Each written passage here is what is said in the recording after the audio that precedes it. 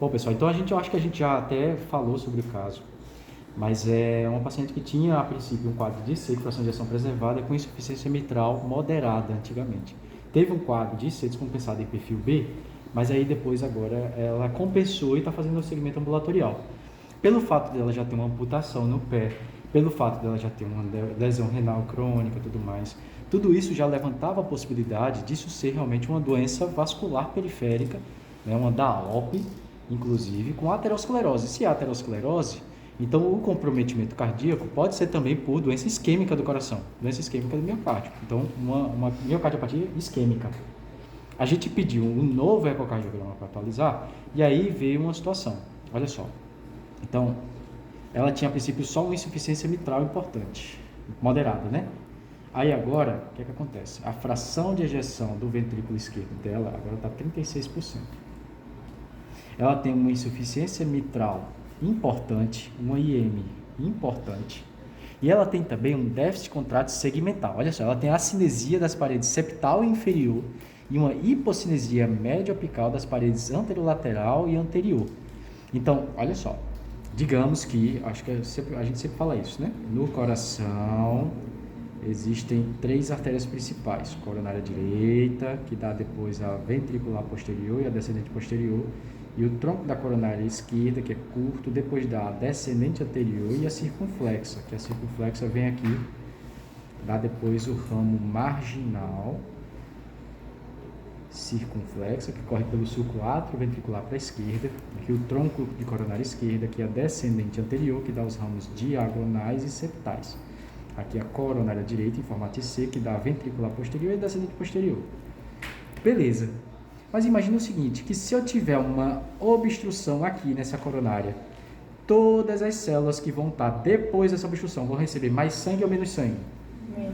Se elas vão receber menos sangue, elas vão contrair igual às outras? Não. Se elas contraírem do mesmo modo, o que é que vai acontecer? Elas vão morrer de fome mais cedo. Então elas começam a ter uma hipocontratilidade. Porque se ela contrair normal, ela vai começar a ter isquemia. Certo?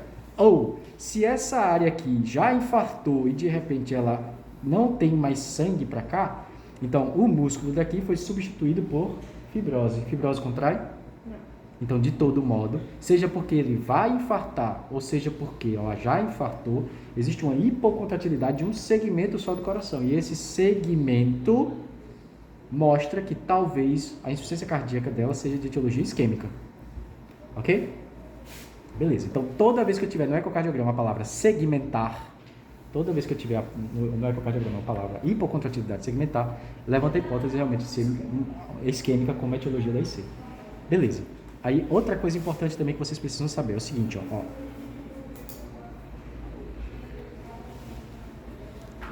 Preste atenção. Aqui está o VE, aqui está o átrio esquerdo e aqui está a aorta. Aí como é que acontece? O átrio esquerdo vem para cá, para o ventrículo esquerdo, e o ventrículo esquerdo eu contraio, essa válvula aqui se fecha para poder sair pela aorta. Ok? Beleza. Só que olha o que é que acontece. Quando eu tenho uma insuficiência mitral importante, o átrio, quando chega no ventrículo esquerdo, ele tem 2 opções. Ou o sangue pode vir para cá pelo certo, ou ele pode voltar para o átrio esquerdo. Mas no sistema fechado, eu tenho sempre fluxo de sangue de onde tem mais pressão para onde tem menos pressão. Então, para onde tem menos pressão, fica mais fácil o sangue fluir. Vocês acham que fica mais fácil para o sangue sair do ventrículo esquerdo e ir para a aorta ou ir para o átrio esquerdo? Ir para o átrio esquerdo. E como é que eu faço para poder vir o sangue para a aorta? Eu tenho que baixar a pressão da aorta. Então, eu tenho que diminuir a pós-carga.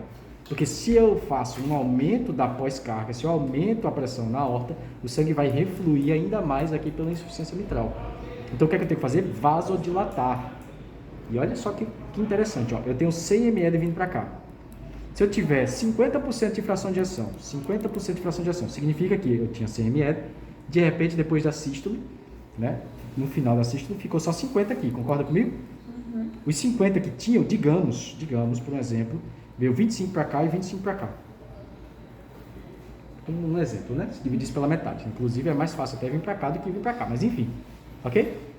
Beleza. Se por acaso eu corrijo essa insuficiência mitral, vai ter esse fluxo para cá? Uhum. O que é que vai acontecer com a fração de ejeção dela? Real. Vai o quê? Cair ou manter ou aumentar? Vai diminuir. Então, a fração de ejeção de quem tem uma insuficiência mitral, na verdade, ela não é real. Porque ela está superestimada. Ela está errando para cima. Porque quando eu corrijo, isso aqui cai ainda mais.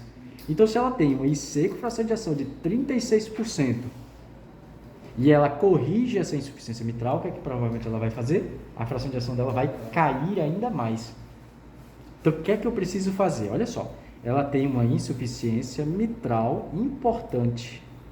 Não deixaram claro se era primária ou secundária, porque às vezes o ventrículo esquerdo dilata e as cúspides que estavam aqui, ó, abrindo e fechando, quando ela dilatou, ficou assim, ó, mais afastado. Então você acaba tendo uma IM secundária. Tudo bem. Mas entendam que a provável etiologia dessa insuficiência cardíaca é isquemia. O que é que ela precisa? Urgentemente. Urgentemente não, mas ela precisa um cateterismo para poder avaliar como é que estão as coronárias. Qual é a chance de ter alguma coisa nas coronárias dela? É alta ou muito alta? Já que ela já teve uma amputação do pé. É muito alta. Se ela é muito alta, olha só o que é que vai acontecer. Ela vai fazer um cateterismo. Por quê?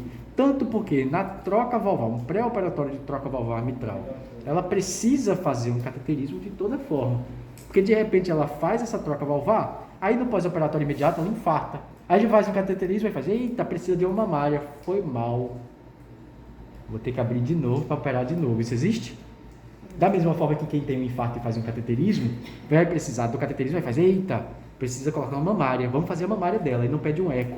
Aí no ecocardiograma depois, na UTI, o paciente evolui mal, e quando faz um ecocardiograma, faz, eita, tinha uma insuficiência mitral importante, vamos ter que operar de novo. Foi mal. Isso existe? Então, como parte do pré-operatório, seja para fazer uma revascularização miocárdica cirúrgica, seja para fazer uma troca valvar, eu preciso fazer o complemento. Um ecocardiograma. Quem fez um ecocardiograma para fazer a troca valvar precisa fazer um cateterismo como pré-operatório, e quem fez o cateterismo porque fez um infarto, precisa de um ecocardiograma como pré-operatório. Mas no caso dela, mais ainda, porque provavelmente ela tem um quadro de IEM secundário à dilatação do ventrículo esquerdo.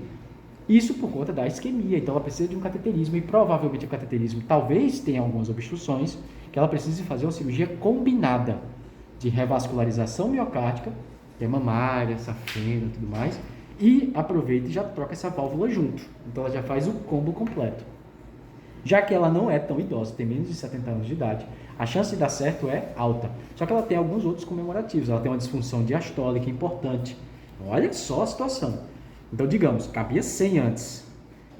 Ela já tem uma insuficiência mitral importante que faz com que o sangue reflua de um modo importante. E ela também tem uma disfunção diastólica grau 3, que já é restritiva. Ou seja, não cabe mais 100, agora cabe 40. E desses 40, 36% está indo para frente. Só que não está indo para frente, está saindo do VE. Uma parte está indo para a aorta, outra parte está voltando para o ato esquerdo. Consegue entender como ela tem uma facilidade para fazer congestão? E como ela tem uma possibilidade também de começar a fazer baixo débito renal com hipofluxo renal, fazendo lesão renal aguda, principalmente baixo fluxo renal. E a artéria renal dela deve estar, tem uma obstrução aterosclerótica também. Então, olha como tem coisa no meio do caminho, né?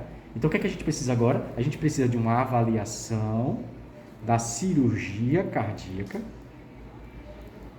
e já solicitar para ela o cateterismo como antecipação já para poder fazer o pré-operatório dela. Então ela vai fazer o cateterismo, avalia pela cirurgia cardíaca. Se a cirurgia cardíaca realmente indicar o procedimento, que tem indicação de cirurgia, principalmente a depender do cateterismo dela, né? Tá? Aí vai avaliar risco cirúrgico e tudo mais, e depois a gente programa uma cirurgia cardíaca para ela, de provavelmente uma troca valvar mitral, que a gente vai conversar depois num segundo momento sobre bioprótese ou prótese mecânica. Então tem um monte de coisa ainda pela frente que fica como tema para outra discussão, né? Tá bom?